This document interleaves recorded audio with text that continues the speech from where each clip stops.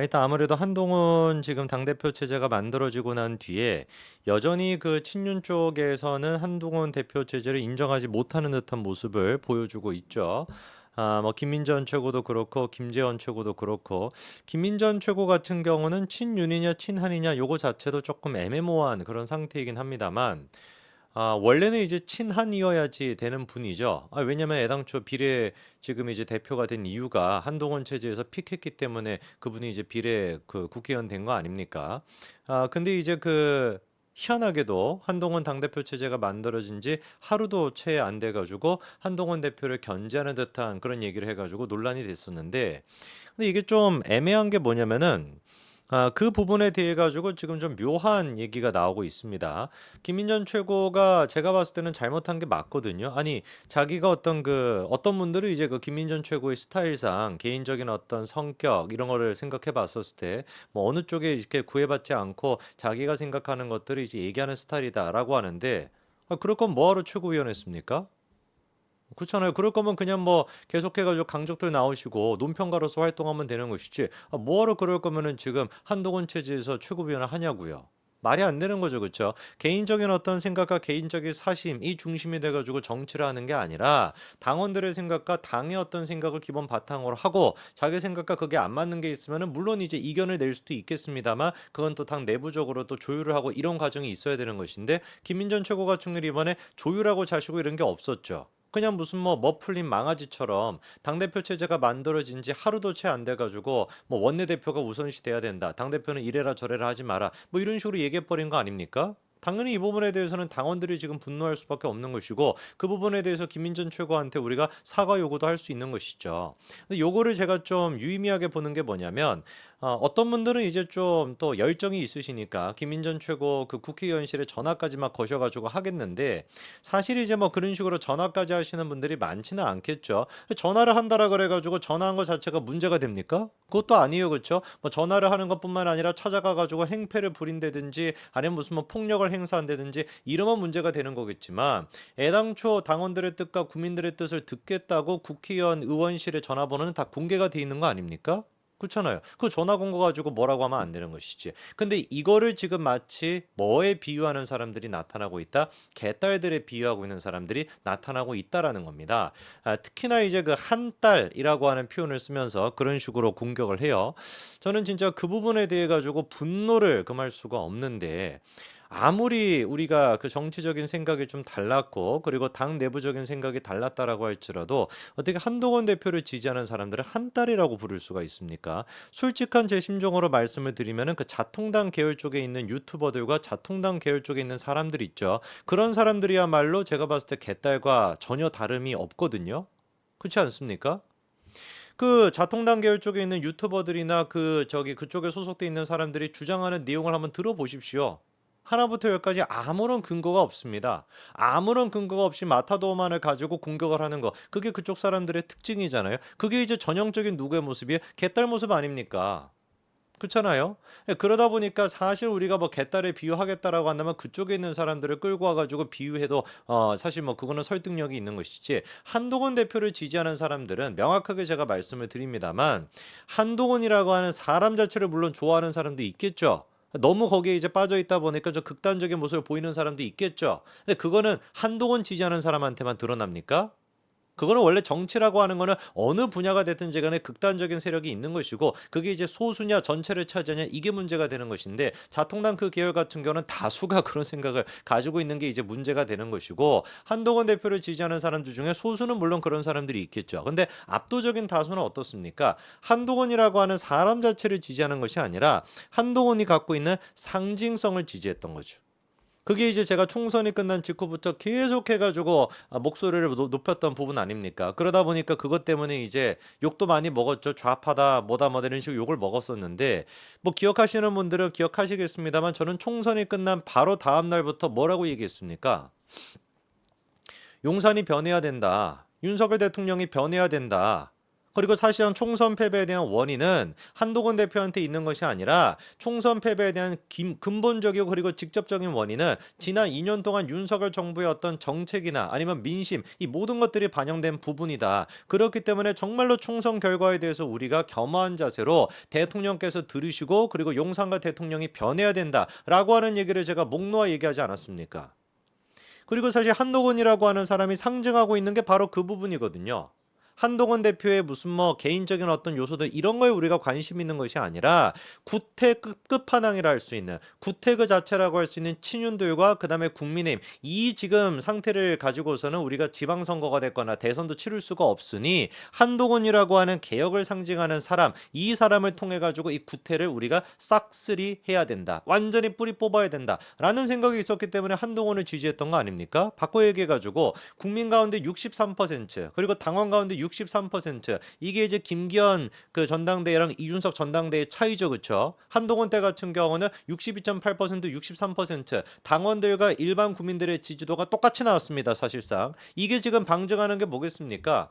당원들이 지금 바라는 거 국민들이 지금 바라는 거 국민님이 변해야 된다라는 거거든요. 개혁을 해야 된다라는 것이고 그 개혁을 해야 된다라고 하는 연장선에서 그 속에서 한동훈이라고 하는 사람이 서 있었던 거에 불과한 거예요. 만약에 그 자리에 원희룡이 서 있었다라고 하면 원희룡을 지지했겠죠.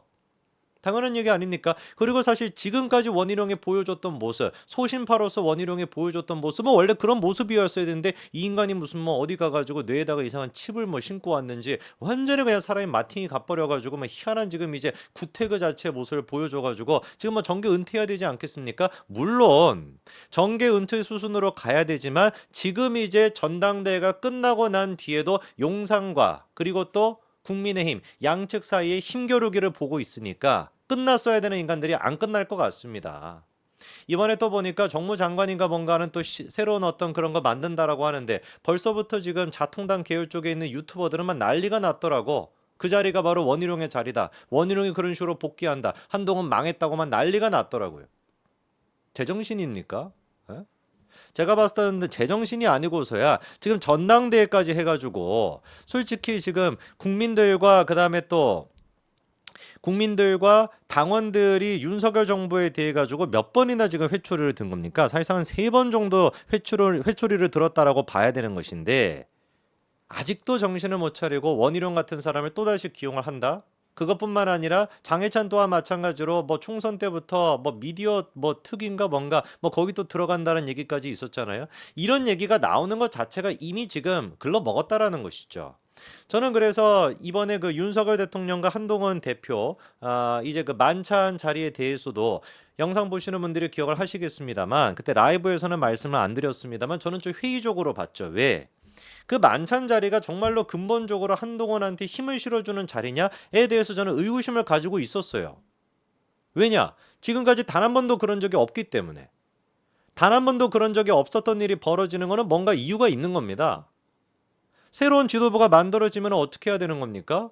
당연히 당대표 불러가지고 축하해주고 당대표한테 독대라도 하든지 이런 것들이 있었어야 되는 것인데 만찬이 있기 바로 직전에 뭐가 있었어요? 김재원이랑 김민정 이런 사람 나와가지고 이상한 헛소리하고 그리고 그날 저녁에 마찬가지로 JTBC였나요? 거기 이제 또 대통령실 관계자가 나가가지고 똑같은 메시지를 던지고 그리고 난 다음에 원희룡이랑 나경원 이런 사람들까지 같이 한 대로 묶어가지고 만찬을 열었다라는 것은 한동훈을 원오프 원으로 보는 것이 아니라 원오프 댐으로 본 거 아닙니까?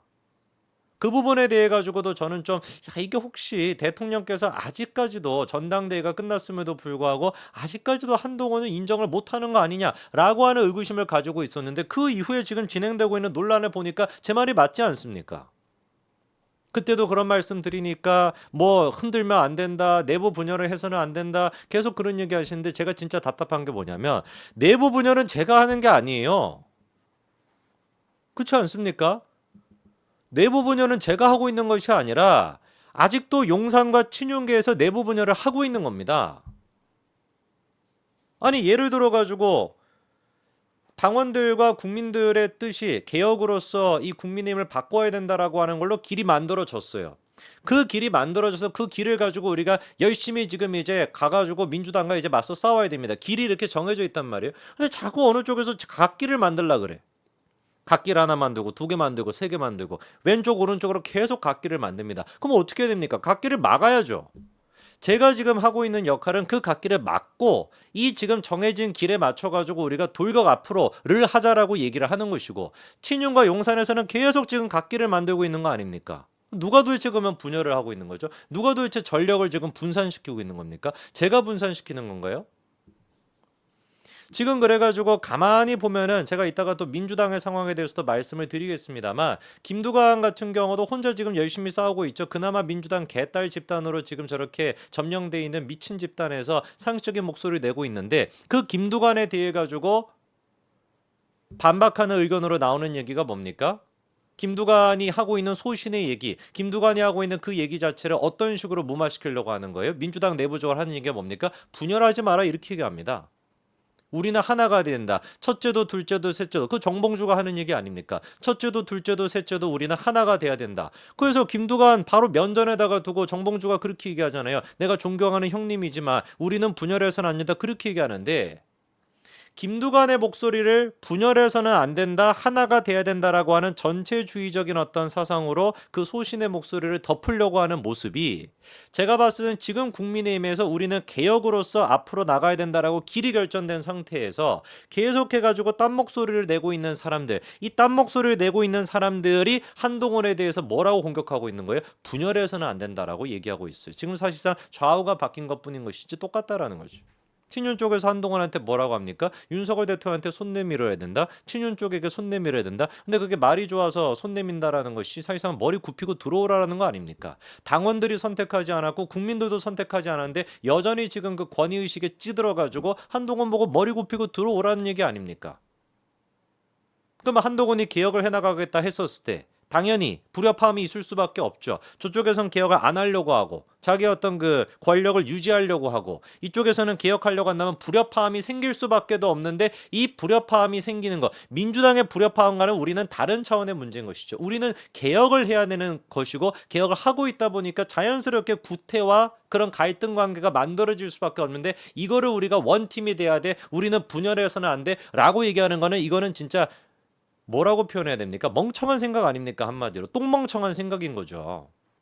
개혁을 한다라고 하는 것은 분열이 있을 수밖에 없습니다. 불협화음이 생길 수밖에 없는 거예요. 그게 원래 개혁의 본질인 겁니다. 그런데 그거를 왜 성재준 씨는 자꾸 내부 분열에, 뭐죠 도대체? 이게 어떻게 내부 분열입니까? 우리 몸에서, 신체에서 악성 종양이 있어요. 악성 종양한테 우리가 이렇게 얘기합니까? 종양아, 너도 내 몸의 한 부분이니까 우리 같이 가자, 손에 손 잡고. 그럼 죽어요. 그렇잖아요. 악성 종양은 어떻게 해야 됩니까? 잘라내야죠. 도려내야죠. 이재명처럼 찢을 수는 없으니까 잘라내서 도려내야 되는 거 아닙니까? 그거를 잘라내려면 일단 1차적으로 뭐 해야 돼요? 뭐가 정상 세포고 뭐가 이제 악성 세포인지 그거를 우리가 분류를 해야 되지 않겠습니까? 거기서부터 일단 차이가 생길 수밖에 없고 분열이 생길 수밖에 없겠죠. 악성 종양들은 악성 종양이 아니라고 얘기하겠지. 나는 정상적인 세포야라고 얘기를 하겠죠. 근데 그거를 우리가 분리해내야 되지 않겠습니까? 그리고는 과감하게 어떻게 메스 들고 이거 잘라내야죠. 그 과정이 우리한테는 지금 필요한 거 아닙니까? 근데 이거를 지금 잘라내야 된다, 구분해야 된다라고 제가 목소리를 내고 있는데, 그런 저한테 성준 씨 왜 내부 분열을 하는 거예요? 왜 자꾸 분열을 하려고 하고, 왜 우리끼리 싸우려고 하죠? 민주당과 싸워야 되는데, 이런 얘기를 하시는 분들은 악성 종양을 내가 몸에다가 지고 같이 살아가겠다라고 얘기하시는 분들은 똑같은 겁니다. 어떻게 되겠어요? 그게 자멸하는 길이 되겠죠. 지금은 우리는 되게 지금 중요한 중차대한 상황에 놓여 있습니다. 지금 정책위 의장의 문제를 놓고서도 여러 가지 지금 논란이 있는데, 정점식 의장은 사실 상식이 있는 분이라고 한다면 자기가 사퇴를 해야죠. 그렇지 않습니까? 이런 식으로 지금 논란을 키우고 이런 식으로 시간을 끄는 것 자체가 한동훈 지도부한테 부담을 주는 겁니다. 정말로 정점식 의원이 국민의힘의 어떤 그 목소리, 당원들의 목소리, 국민들의 뜻, 이 국민의힘이 이래가지고는 안 된다, 저 친윤들이 됐거나 이런 어떤 구태 그런 사람들이 모여가지고는 이거 답이 없다라고 하는 거에 일말의 공감이라도 느끼고 계신다라고 한다면, 거기에 진정성이 조금이라도 있다라고 한다면 본인이 사퇴를 해야죠.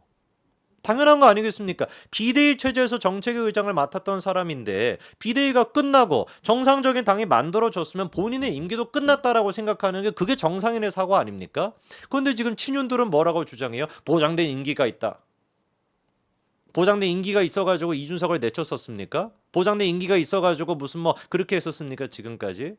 맨날 당원 당규라고 하는 것을 자기들 입맛대로 맞춰가지고 요리 써먹고 저리 써먹고 듣다가 생전 처음 들어봤어요. 원내대표가 당대표보다 높다라고 하는 얘기는 생전 처음 들어봤습니다. 당원 무슨 뭐 84조인지 82조 1조인지 뭐 그런 것들을 들먹거리면서 한동훈은 이래라 저래라 하지 마라. 이런 지금 사고방식이 이미 글러먹었는데 그 글러먹은 사고방식이 지금 정책위 의장을 둘러싸고도 계속 이어지고 있는 겁니다. 정전식 의장은 상식이 있는 분이라고 한다면 본인이 사퇴를 해야 되는 겁니다. 그게 당연한 것이 비대위가 끝났는데 당연한 거 아니겠습니까? 그 논리가 사실 우리가 똑같이 어디에도 적용이 됐었어요. 가만히 생각해 보십시오. 문재인 정부 때 임명이 됐었던 뭐 방통위원장, 문재인 정부 때 임명이 됐었던 권익위원장, 이런 사람들은 정권이 바뀌고 나면은 사퇴해야 된다 안 한다? yes or no. 다 yes라고 얘기하지 않겠어요? 그렇지 않습니까? 지금 자통당 계열 쪽에 있는 그 패널분들이 됐거나 유튜버들이 다 그렇게 주장하지 않았습니까? 문재인 정부 때 임명했던 사람들은 정부가 바뀌었으면 다 사퇴해야 된다라고 본인들이 얘기했었잖아요. 제가 기억이 잘못됐나요? 제가 왜곡된 기억을 갖고 있는 건가요? 에? 윤석열 정부에서도 그렇게 얘기하지 않았었습니까? 문재인 정부 때 임명이 된 사람들은 정부가 바뀌고 나면은 자진 사퇴하는 것이 그게 정치적인 도리다. 본인들이 얘기했었잖아요. 근데 왜 이때는 적용이 안 됩니까? 왜 어다르고 아다른 거죠? 그 어다르고 아다른 그 내로남불의 모습이 매번 민주당에서 보여줬던 모습인데 왜 도대체 지금의 친윤과 지금의 어떤 그 기득권에서는 똑같이 나타났냐고요, 이게.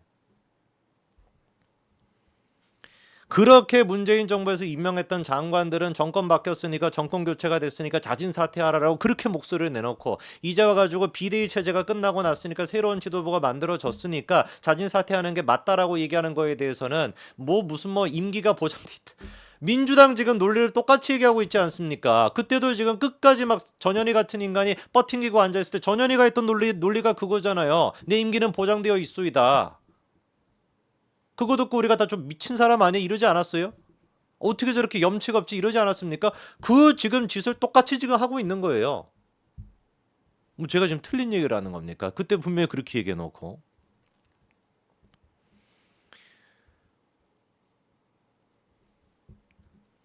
참 지금 보면은 그런 생각이 들어요. 예전에 우리가 민주당을 보면서 예전도 아니지 지금도 우리가 민주당을 보면서 뭔가 야 쟤네들은 어떻게 저렇게 말도 안 되는 소리를 하지? 라고 했던 거를 똑같이 지금 국민의힘에서 모 집단에 있는 사람들이 하고 있다라고 하는 생각을 똑같이 듭니다. 어쩔 수가 없어요. 이 얘기는 여기서 한번 정리를 해보고요.